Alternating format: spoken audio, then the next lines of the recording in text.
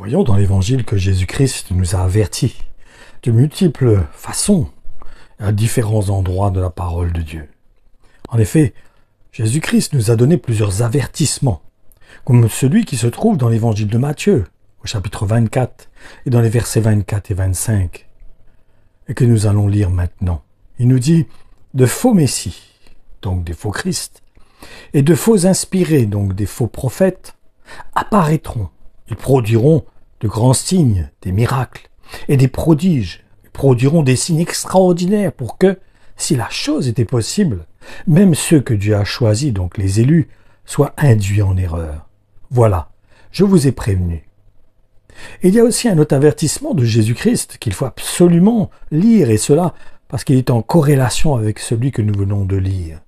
Il se trouve lui aussi dans l'Évangile de Matthieu, au chapitre 7 et dans les versets 20 à 24, où il nous dit « Ainsi donc, c'est d'après leurs fruits que vous pourrez juger les serviteurs de Dieu. Pour entrer dans le royaume des cieux, il ne suffit pas de me dire « Seigneur, Seigneur », il faut accomplir la volonté de mon Père céleste.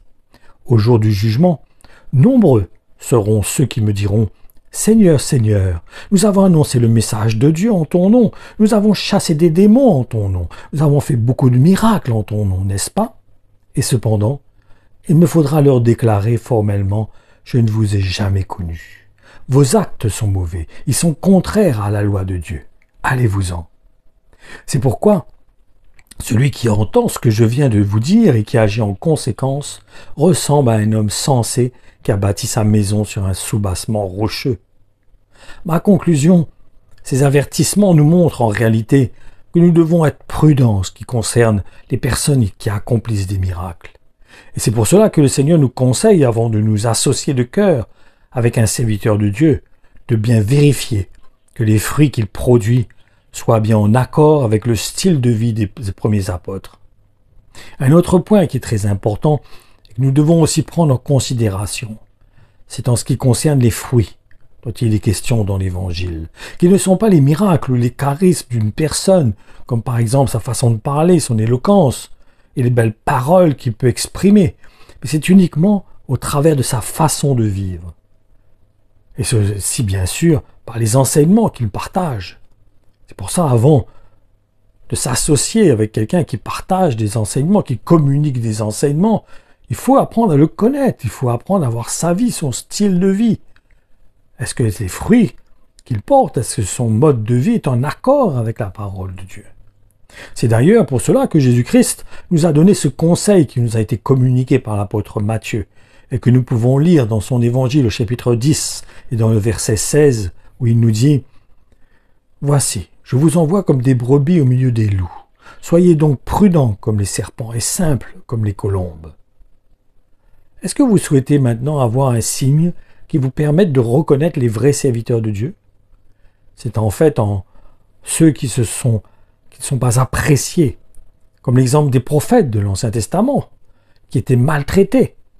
Et cela venait de ce qu'ils exprimaient scrupuleusement ce que Dieu leur demandait de dire. Et ça ne plaisait pas à tout le monde. Lisons justement ce que Jésus-Christ a exprimé et que l'apôtre Matthieu a mis dans son évangile, dans le chapitre 23, dans les versets 37 à 39, où il nous dit « Ah, Jérusalem, Jérusalem, toi qui fais mourir les prophètes et qui tues à coups de pierre ceux que Dieu t'envoie. Combien de fois j'ai voulu rassembler tes habitants auprès de moi comme la poule rassemble ses poussins sous ses ailes, mais vous ne l'avez pas voulu. Maintenant, je vous laisse à vous-même. L'heure approche où va se réaliser ce que Jérémie a prédit. Votre temple va être complètement abandonné et restera désert. En effet, je vous le déclare, désormais, vous ne me reverrez plus jusqu'au jour où vous direz « Béni soit celui qui vient de la part du Seigneur ». Christ va revenir bientôt, chercher son Église. Après, il reviendra encore, mais pour exercer le jugement de Dieu. Faisons attention que par notre laxisme, que par notre négligence, par notre manque de considération envers les avertissements du Seigneur, nous soyons jugés par le Seigneur.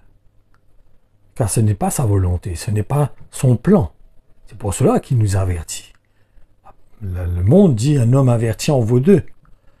C'est pareil dans ce sens-là, dans le sens de la volonté de Dieu, des avertissements qui ont été communiqués par le Seigneur. Le but pour le Seigneur, c'est de nous préparer. C'est de nous emmener à nous préparer pour le retour, son retour qui est proche, où il va venir chercher son épouse, celle qui s'est préparée justement pour son époux. Considérons les avertissements du Seigneur, ne prenons pas ça à la légère.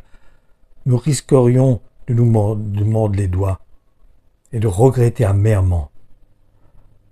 Que le Seigneur vous bénisse